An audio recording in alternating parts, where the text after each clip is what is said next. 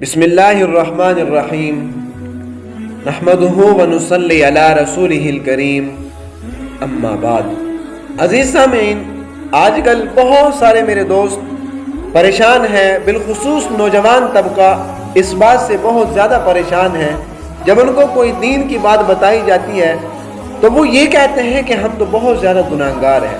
میرے دوستو، آج میں آپ کو ایک ایسا وظیفہ بتانے جا رہا ہوں جس سے آپ اپنے 80 سال کے گناہ معاف کروا سکتے ہیں۔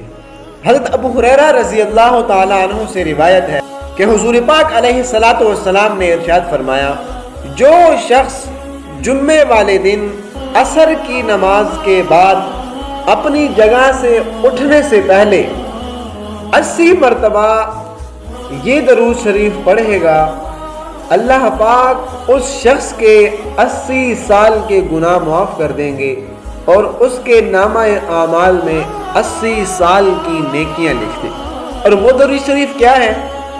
ذرا غور سے سنیے گا۔ اللہم صلی علی محمد النبی الامی وعلی آلہ وسلم تسلیما۔